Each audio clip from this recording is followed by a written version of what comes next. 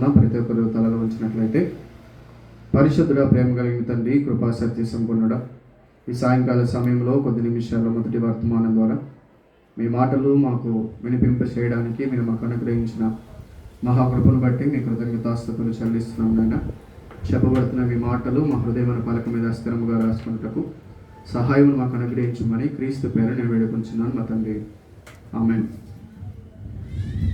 మంచిది. దేవుడు మనకు అనుగ్రహించిన మహాకృపను బట్టి ఈ సమయంలో కొద్ది నిమిషాలు దేవుని యొక్క మాటలను మనం ఆలోచన చేద్దాం. ప్రతి పునరుద్ధాన దినమున స్త్రీ జీవితాల ద్వారా దేవుడు మనకు అందిస్తున్న ఎన్నో మంచి విలువైన పాఠాలు నేర్పిస్తున్న విధానమును బట్టి మనకు ఎంతగానో దేవుని మాటలు ఉపయోగపడుతున్నాయని మనం ఆలోచిస్తున్నాం. మన ఆత్మీయ జీవితానికి అవసరమైన ఎన్నో విలువైన పాఠాలు దేవుడు మనకి తన పరిశుద్ధ గ్రంథం ద్వారా మనకి ఎన్నో మంచి విషయాలు మనకి తెలియచేస్తూ ఉన్నాడు. గడిచిన పునరుద్ధాన దినమున పరిశుద్ధ గ్రంథంలో నుంచి ఋతు గ్రంథంలో మనము ఓర్ఫా జీవితాన్ని గురించి మనం ఆలోచన చేసి ఉన్నాం. ఈరోజు ఓర్ఫా యొక్క అత్తగారైన నయోమి జీవితాన్ని గురించి కొద్ది నిమిషాలు ఈరోజు మనం ధ్యానం చేసుకుందాం. దేవుడు మనకు అనుగ్రహించిన మహాకృపలో ఎన్నో మంచి మాటలు, ఎన్నో విలువైన సందేశాలను దేవుడు తన గ్రంథం ద్వారా మనకు తెలియచేసిన విధానమును బట్టి దేవాది దేవునికి మనం ఎంతగానో రుణస్థులమై ఉన్నాం. సమాజంలో మనకి మంచి ఆలోచన చెప్పేవారు లేక, కుటుంబ వ్యవస్థని నడిపిస్తూ ఉన్నప్పుడు భర్తకి, భార్యకి, పిల్లలకి మంచి ఆలోచన చెప్పే వ్యవస్థ నేటి సమాజంలో మనం చూడకపోతున్నాం. మంచి ఆలోచన చెప్పేవారు మనకి నేటి సమాజంలో కనిపించకపోవట చేత మంచి ఆలోచన చెప్పే వ్యక్తులు, మనల్ని నడిపించే వ్యక్తులు, సరిగ్గా క్రమంగా మనల్ని నడిపించే వ్యక్తులు సమాజంలో మనకి కనబడినప్పటికీ దేవుడు పరోక్షంగా పరమందున్న తండ్రి తన మాటల చేత ఎన్నో మార్గాలు మనకి సిద్ధపరుస్తూ ఉన్నాడు. ఎన్నో ఆలోచనలు దేవుడు మనకి సిద్ధపరుస్తూ ఉన్నాడు. దేవుడు తెలియజేస్తున్న ప్రతి మాట, దేవుడు మనకు నేర్పిస్తున్న ప్రతి మంచి మాట దేవాది దేవునికి మనము ఎంతగానో రుణస్థలమై ఉన్నాం. కాబట్టి ప్రేమైన దేవుని వల్లరా మనం గమనించాల్సిన విషయం ఏమిటంటే, దేవుడు మనకి నేర్పిస్తున్న ప్రతి ఆలోచన, దేవుడు మనకు నేర్పిస్తున్న ప్రతి మంచి మాటలు గ్రంథంలో రాయబడి ఉన్నాయి. కాబట్టి నేర్పించబడుతున్న ప్రతి మాట, గ్రంథం ద్వారా తెలియజేస్తున్న ప్రతి మాటని మనం చక్కగా ఆలోచించగలిగితే ఎన్నో విషయాలు దేవుడు మనకి నేర్పించాలని ఆలోచన చేస్తూ ఉన్నాడు.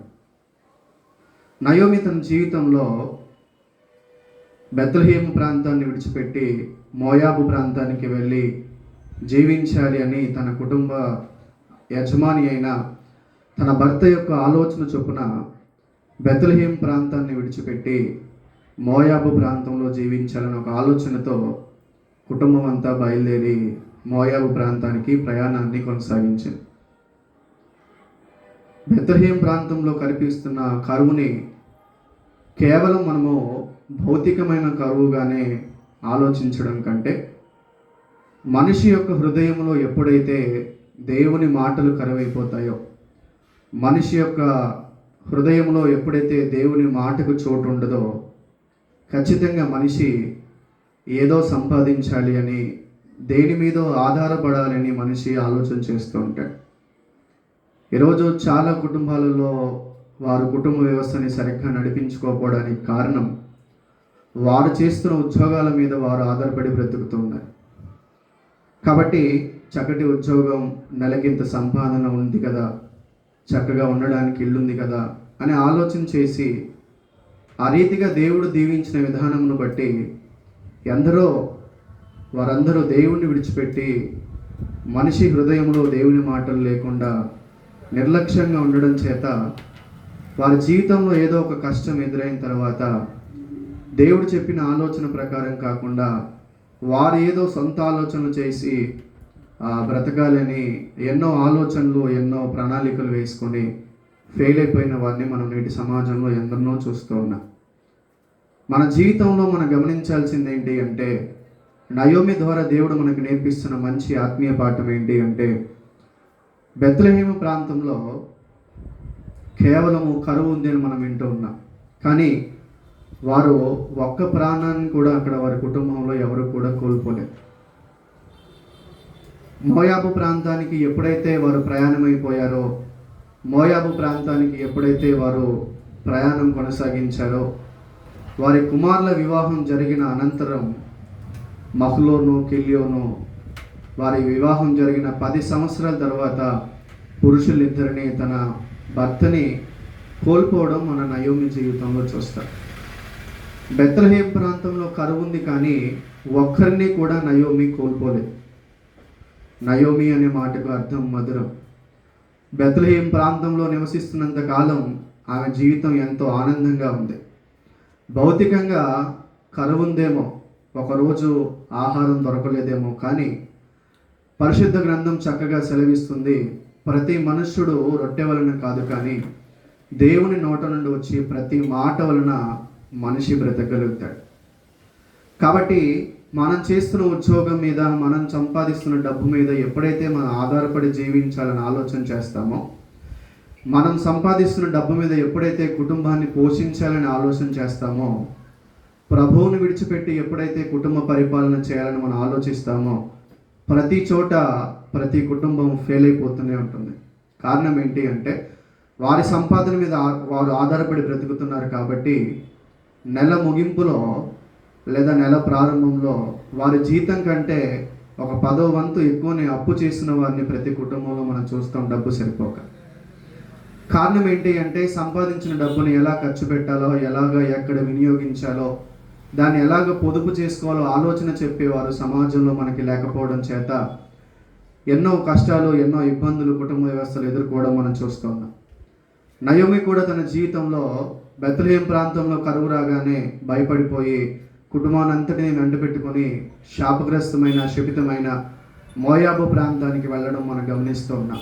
మన జీవితంలో కూడా ఏదైనా ఒక కష్టం వచ్చినప్పుడు, ఏదైనా ఒక సమస్య వచ్చినప్పుడు దేవుని మనం ఆశ్రయించుకోకుండా ఎన్నో ఆలోచనలు, ఎన్నో ప్రణాళికలు వేసుకొని మనం నష్టపోతుంటాం సమాజంలో. అందుకని యాకోబు భక్తుడు చక్కగా ఒక మాటను రాయిస్తూ ఉన్నాడు. ఆ మాటను చదువుకుందాం మనం. యాకోబు గారు రాసిన పత్రిక 4వ అధ్యాయము 13వ వచనాన్ని మనం ఒకసారి చదువుకుందాం. యాకోబు గారు రాసిన పత్రిక 4వ అధ్యాయము 13వ వచనాన్ని మనం చదువుకుందాం. నేడైనను రేపైనను ఒకానొక పట్టణమునకు వెళ్ళి అక్కడ ఒక సంవత్సరం ఉండి వ్యాపారం చేసుకుని లాభము సంపాదించము రండని చెప్పుకుని వారులారా, రేపేమి సంభవించునో మీకు తెలియదు. జీవము ఏ పాటిది, మీరు కొంతసేపు కనబడి అంతలో మాయమైపోవు ఆవిరి వంటి వారే. చూడండి ప్రియమైన దేవుని వాళ్ళరా, ఈ భూమి మీద మనిషి జీవితం ఆవిరితో దేవుడు పోల్చాడు. మనిషి జీవితం ఎప్పుడు ఆరిపోతుందో ఏ వైద్యుడు చెప్పలేడు. అలాంటి ఆవిరి లాంటి ఈ జీవితాన్ని జీవించడానికి మనిషి ఎన్నో ఆలోచనలు చేస్తూ ఉన్నాడు ఈ భూమి మీద. డబ్బు సంపాదించుకొని బ్రతికేద్దాం అనుకుంటున్నాడు మనిషి, కానీ ఫెయిల్ అయిపోతున్న వారు ఎంతోమంది, విఫలమైపోతున్న వారు ఎన్నో కుటుంబాలు మన సమాజంలో చూస్తున్నాం. కారణం ఏంటి అంటే, వారి భౌతిక స్థితి మీద వారు ఆధారపడి బ్రతుకుతున్నంత కాలం ప్రతి మనిషి కూడా తన జీవితంలో అప్పు చేయక మానడు. ఎప్పుడైతే ప్రభు దగ్గరికి వచ్చి ప్రభు పాదాల చెంత పట్టుకొని, ఎప్పుడైతే ఏ మనిషి అయితే నా కుటుంబాన్ని పరిపాలించేది డబ్బు కాదు, నా కుటుంబాన్ని పరిపాలించేది నా ఆలోచనలు కాదు, నా కుటుంబ పోషణ జరిగించేది నా జ్ఞానం కాదు, దేవా నా కుటుంబాన్ని నీవే నడిపించాలి, నా కుటుంబాన్ని నీవే పోషించాలి అని ఎప్పుడైతే కుటుంబం అంతటిని ప్రభు చేతికి మనం అప్పగిస్తామో, అప్పుడు ఏ మనిషి కూడా తన జీవితంలో అప్పు చేయడానికి దాఖలాలు ఏర్పడవు. కారణం ఏంటి అంటే, దేవుడే మనకి జ్ఞానాన్ని ఇస్తాడు. డబ్బుని ఎలా వినియోగించుకోవాలి, వేటికి వినియోగించాలి, ఎక్కడ ఉపయోగించాలి, ఎక్కడ ఉపయోగించకూడదు అనే జ్ఞానాన్ని దేవుడే మనిషికి దయచేస్తాడు. అందుకని యాకోబు భక్తుడు చక్కగా చెప్తున్నాడు, ప్రతి మనిషి అనుకుంటున్నాడంట, ఈ రోజు కానీ రేపు కానీ వెళ్ళి ఒకానొక పట్టణమునకు వెళ్ళి, ఈ ఊర్లో బ్రతికినంత కాలం మనం అప్పులే చేసి ఉన్నాం, అందరికీ అప్పులతో ముడిపడి ఉంది మన జీవితం, మనం వేరే ప్రాంతం వెళ్దాం, ఎంతో కొంత డబ్బు సంపాదించుకొని వచ్చి అప్పు చేసిన వారందరి అప్పులు తీర్చేద్దాం అని ప్రతి మనిషి అనుకుంటున్నాడంట. నయోమి కూడా అలాగే అనుకుంది. బెత్లెహేం ప్రాంతంలో కరువు వచ్చింది, మోయాబు ప్రాంతానికి వెళ్ళి బ్రతుకుదాం అనుకుంది.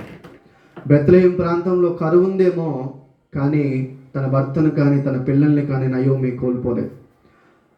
మోయాబు ప్రాంతంలో కరువు ఏమాత్రం కూడా లేదు, కానీ దేవుని మాటలు కొదువై ఉన్నాయి మోయాబు ప్రాంతంలో.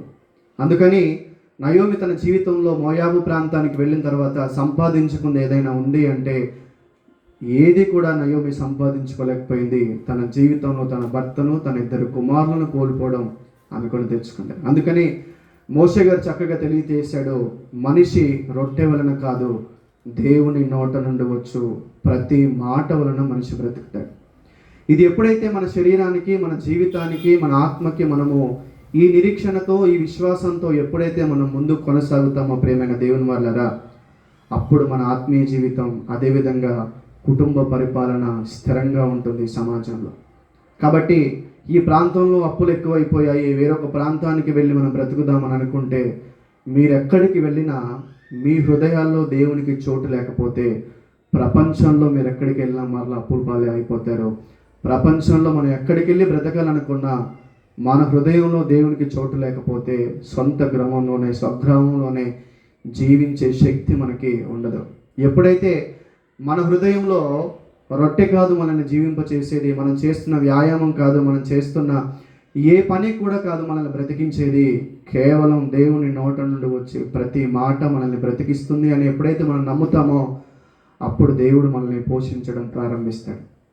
ఏలియా తన జీవితంలో కరువు ఏర్పడిన తరువాత, వర్షం లేని సమయంలో సారెపాతు విధవరాలు పోషించడం ఒక మహా గొప్ప విషయంగా మనం చూడాలి. ఏలియాను పోషించింది డబ్బున్న వ్యక్తులు కాదు, ఏలియాను పోషించింది ఒక పేద విధవరాలు ఏలియాను పోషించడం జరిగింది. ఏలియానే కాదు, తన కుటుంబం కూడా పోషించబడే రీతిగా దేవుడు చేశాడు. ఆమేన్. మన జీవితాల్లో కూడా పోషణ విషయం, పరిపాలన విషయాన్ని, కుటుంబాన్ని నడిపించే విషయాన్ని ఎప్పుడైతే మన ఆలోచనలన్నీ పక్కన పెట్టేసి ప్రభు చేతికి మన కుటుంబాన్ని ఎప్పుడైతే అప్పగిస్తామో ఖచ్చితంగా దేవుడు ఆ కుటుంబాన్ని విజయవంతంగా ముందుకు నడిపిస్తాడు. ఆ కుటుంబం సక్సెస్గా దేవుడు సమాజంలో నిలబెడతాడు. కాబట్టి నయోమి తన జీవితంలో సమస్తము కోల్పోయిన తర్వాత మరలా దేవుడు బెత్లెహేం ప్రాంతాన్ని సందర్శించాడు. దేవుడు మరలా ప్రాంతంలో తన జీవితంలో నుంచి గొప్ప మేలు కలిగిందని ఎప్పుడైతే నయోమి విందో అప్పుడు తన ప్రాంతానికి తాను తిరిగి వెళ్ళిపోయింది. తిరిగి వెళ్ళిపోయిన తర్వాత అందరి రీతిగా మాట్లాడుతూ ఉన్నప్పుడు నయోమి ఒక స్టేట్మెంట్ ఇస్తున్న మాట చదువుకొని మనం ముగించుకుందాం. రూతు గ్రంథము 1వ అధ్యాయము 20వ వచనాన్ని మనం చదువుకుందాం.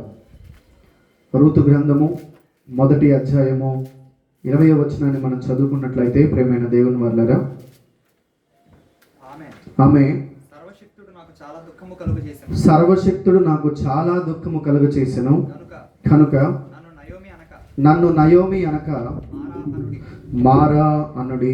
చూడండి ప్రియమైన దేవుని వాళ్ళరా, మన ఆత్మీయ జీవితంలో మనం చక్కగా గమనించాల్సింది ఏంటి అంటే, మధురముగా ఉన్న ఆమె జీవితం చేదుగా అయింది. సర్వశక్తివంతుడైన దేవుడు ఆమె జీవితంలో దుఃఖం కలుగ చేశాడు. ఎప్పుడైతే మన జీవితంలో కష్టం వస్తుందో, ఎప్పుడైతే మన జీవితంలో బాధ వస్తుందో, ఏదైనా ఒక సూచనని దేవుడు మనకి తెలియచేస్తున్నాడు అంటే ఆ బాధను బట్టి మనం దేవుని దగ్గరికి రావాలి అని ఒక సూచనగా మనం భావించాలి. చాలామంది కష్టాలు వచ్చినప్పుడు దేవుని విడిచిపెట్టి ఇంకా లోకంలో ఎక్కువగా గడిపేస్తూ ఉంటారు. అది చాలా బుద్ధిహీనమైన పని. ఎప్పుడైతే నయోమి తన జీవితంలో ఒక కష్టం వచ్చిన తర్వాత ఎప్పుడైతే నా జీవితంలో ఈ దుఃఖము, నా హృదయంలో ఈ దుఃఖం ఏర్పడింది అంటే నేను దేవుణ్ణి విడిచిపెట్టాను కాబట్టి నా జీవితంలో నాకు ఈ సమస్య వచ్చింది అని నయోమి ఎప్పుడైతే గ్రహించిందో, నా జీవితంలో నాకు ఎలాంటి జ్ఞానం లేదు, ఎలాంటి ఆలోచన లేదు, నేను శక్తిహీనురాల్ని, దేవుడే నన్ను మరలా నా జీవితాన్ని మధురంగా మార్చబోతున్నాడని తిరిగి బెత్లెహేం ప్రాంతానికి వచ్చింది.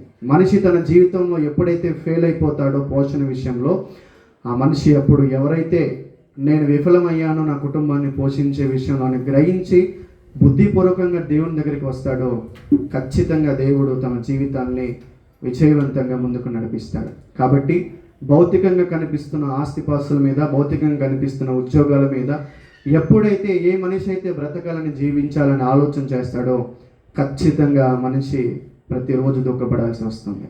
కాబట్టి ఈ ఆవిరి లాంటి జీవితాన్ని దేవుడు ఆత్మీయంగా అద్భుతంగా మలచాలి అంటే నయోమి ఏ విధంగా తిరిగి బెత్లెహేం ప్రాంతానికి వచ్చిందో మనం కూడా విడిచిపెట్టిన దేవుని దగ్గరికి మరలా తిరిగి వస్తే దేవుడు మన కుటుంబాలని అద్భుతంగా కడతాడు.